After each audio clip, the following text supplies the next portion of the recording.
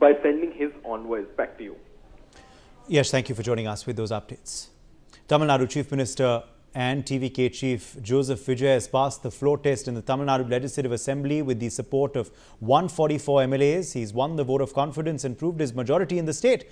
While the votes of support by TVK allies were well expected, what has gained attention is 25 of 47 AIADMK MLAs who broke away from the party line and voted in support of Vijay. The rebel faction headed by CV Shanmugam and SP Virumani has cited the EPS-led AIADMK's betrayal of the party's principles by allegedly engaging in talks with the DMK, a charge vehemently denied by Edappadi Palaniswami. The vote has seemingly formalized the increasingly apparent split within the AIADMK, with 25 MLAs now going against the party whip of voting against the motion in the Assembly. Interestingly, this goes against the anti-defection law laid down in the 10th schedule of the Constitution, which specifies that MLAs that go against the party whip are liable to be disqualified, a law mentioned by the EPS faction following the vote. The only exception to this would have been if two-thirds of the legislative party broke away and formed a separate bloc. At 25, the rebel faction is short of the 32 MLAs required to form two-thirds of the legislative party.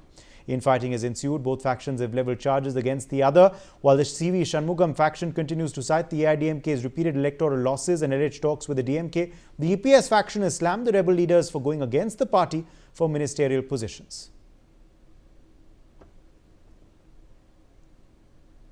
Joining us now at this point is Venkat Narayan, senior journalist. Kalyani Shankar, senior journalist, also joins us on the broadcast. Sukumar Patjoshi, senior advocate, Supreme Court, is also joining us now on the broadcast. Let me make a start with you first, Venkat Narayan. On, of course, this big development coming in from Chennai. It seems that Vijay has, of course, sailed through the floor test, and the TVK government is now assured of not just a simple but a comfortable majority. It's not been smooth sailing for the AIADMK post the election results. The infighting continues, and today, of course, even though the numbers of the rebels have gone down, but still the rebel faction continues to claim that majority of the party is against EPS's leadership. How do you view what happened on the floor of the House and outside, sir? Well, there was tension between Shanmugam and Palaniswami inside the assembly, blaming each other and so on. But the point is, I see a vertical split happening in the AIADMK. Originally, Shanmugam was supposed to have the backing of 30 MLAs, but only 25 MLAs voted for Vijay and helped him, win the confidence motion. But, I expect 7 more people to cross over to Shanmugam's group, so that will make it a 2/3 separation. So if when that happens, I would reckon that they will formally join the TVK government, and I won't be surprised, sooner than later or later than sooner, the AIADMK disappearing and merging with the TVK, because after Jayalalitha's death, there hasn't been any strong leader. There have been fights between Palaniswami and OPS and Shashikala, Dinakaran and all that. And his style, EPS's style of functioning was not appreciated by these people. So I think, the regional parties, I find, I was just looking at the history of parties across the globe. On an average, Uday, 30 to 40 years is the span of any political party founded by a popular leader. And after that leader passes away, if a strong leadership does not take over and rejuvenate the party and the cadres, the party tends to disappear. This is what has happened or is happening in India right now. The Congress party, which ruled India from 1947 to 89, after that, they have been having problems and all that. So 40 years is the maximum. And these two parties, the DMK was founded in 49, and it's been around for 72 years, and AIADMK was founded by MGR after he had a fight with Karunanidhi, and Karunanidhi expelled him from the party and he started his party, and that has been around for 54 years. And these two parties have been, ruling the Yes, state alternately. As long as MJR was alive, the DMK had no hope of coming to power. After he passed away, the DMK stormed back into power, and then subsequently Jayalalitha came into power and she died, and there is no charismatic leader leading the AIADMK, and Stalin succeeded his father after playing a junior role for a long time, and now he's trying to promote Udayanidhi, and Udayanidhi is talking about yes, destroying Sanatana Dharma and all that, forgetting the fact that more than 80% of the population in Tamil Nadu is Hindu. absolutely. So, so I don't see them going very far Okay, okay. with that. Hold that thought. Let me take that to Kalyani Shankar, because what we've seen, Kalyani Shankar, is while the rebellion within the AIADMK, of course, continues, and that really has become a bigger story than the actual trust vote, which turned out to be a mere formality for Vijay. The fact is that the numbers, those are not completely on CV Shanmugam's side. While yes, he does have a majority of the MLAs, 25 are with him, 22 stuck with EPS today while the voting happened, even though more were claiming to be against him earlier. But this is still not 2/3 for CV Shanmugam to actually break away and become the real AIADMK in the assembly.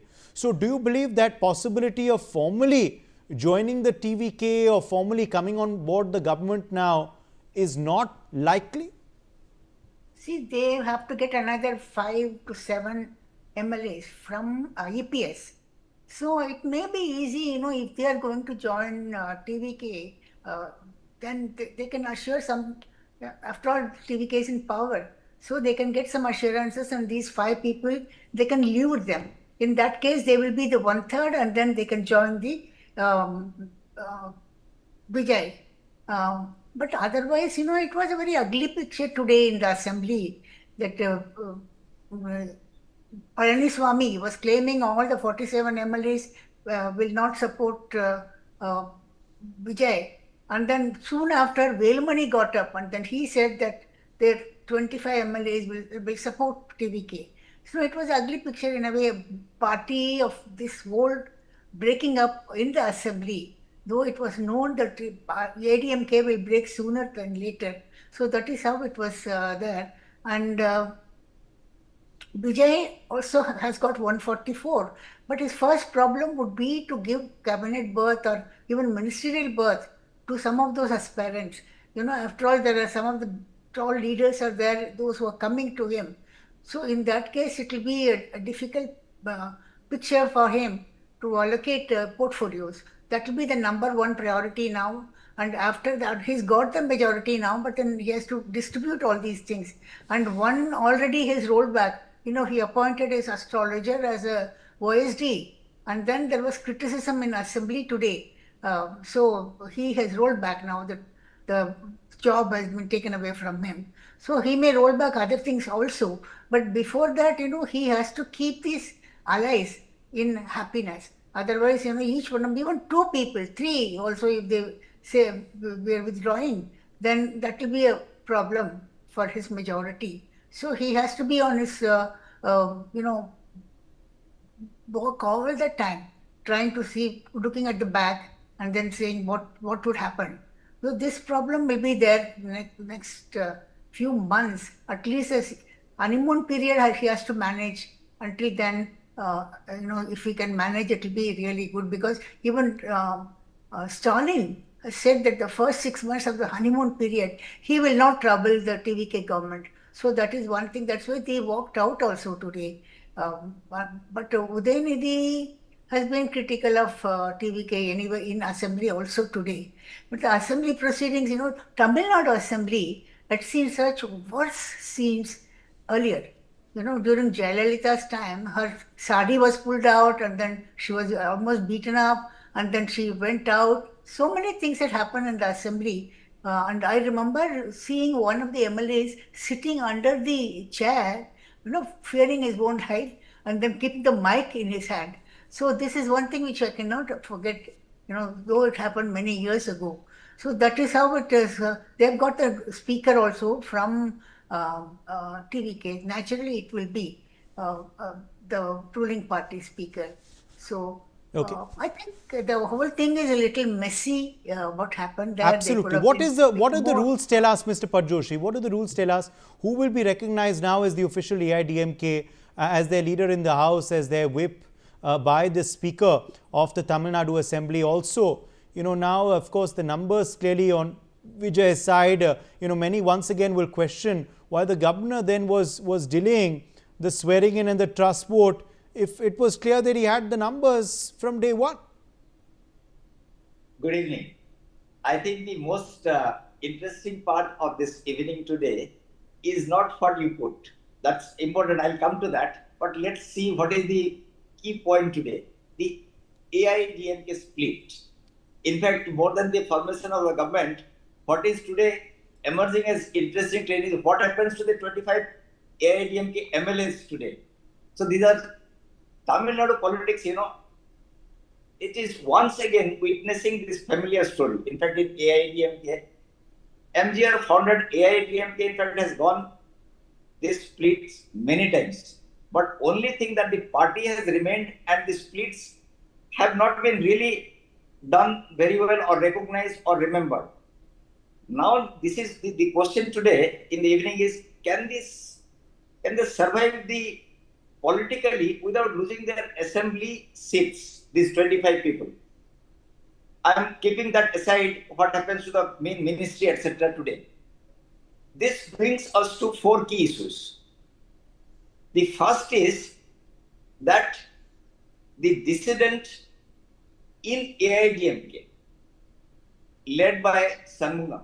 So the key points, what he has to offer to the persons who want to split. He has, in fact, and also he is also from the cadre, though he is not at the moment the AIADMK leadership, but has a following because he represents all those who are unhappy with the current leadership. So he symbolizes them. And also, he claims that the party has moved away from the traditional cadre-first identity. So that is what he is base. Why more people may come to him, these are his high points. Then also he wants greater internal democracy and revival of old AIADMK power centers. Also what he is showing and his attempt, as you have seen, in fact, throughout, is that sideline district secretaries, former ministers, and MLAs worried about their political future. So these are the things he is collecting and also making a group. So what will emerge, in fact, you can see from this. So what matters today? In Tamil Nadu politics, always, in fact, in all politics, dissidents become powerful not because of the ideology, but if a faction around 25, 30 or odd, they becomes a real threat to the actual original party authority. And this is what out of 47, if 25, and so therefore you have to see the camps. This is what he has to give. The main camp, led by the main leadership in AIADMK, today they control the party symbol. So therefore, if there is split, they have chances that they may lose seats, etc. They may not get the party symbols. Then also the organizational machinery of the party. They have just fought a major election, so therefore they are fully geared up for that. That they lose. Then official recognition by the ECI election, which is a very important point. So therefore also the 25 people will be wary of that. And majority support in party headquarters structure, etc. So what the party leadership would say, that let us unite and isolate the rebels and stay together like in the past. AIADMK remains AIADMK. The others, Yes. as I have said, that they have 4 things. Yes. Then I'll come to the legal part because you have asked Yes. me for mostly for this. Please. Yes. Then I'll come to the anti-defection part. Yes.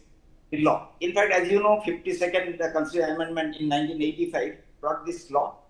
And originally, it had two parts. There was a split and a merger. But now that split doesn't get any recognition. And that's, so therefore, if it is only 25 MLAs, because they are not competent to merge. For merger, 2/3 is minimum requirement. With all these inducements, they may come, because I said that the arguments made, they may attract more. If they do not, then the recent ones also, and also there will be a party whip in all this. So the disobedience to that, unless there is a 2/3 and they merge with the ruling party now. So at least they need 2/3 of that. And if now they have only 25. All right, all right. I'll have to come back to you. I'm getting some more breaking news coming in. Mr. Pajoshi, I'll have to come back to you. We'll get some more breaking news coming in. I'll request you to keep your answer brief, sir. AIADMK MLAs arrive at the residence of AIADMK General Secretary Palaniswami for a meeting following the Tamil Nadu Assembly session today. So big news coming in. AIADMK continues to be in a huddle. Their MLAs now have arrived at EPS's residence, Venkat Narayan. E. Palaniswami calling for a meeting immediately after the floor vote at his residence now.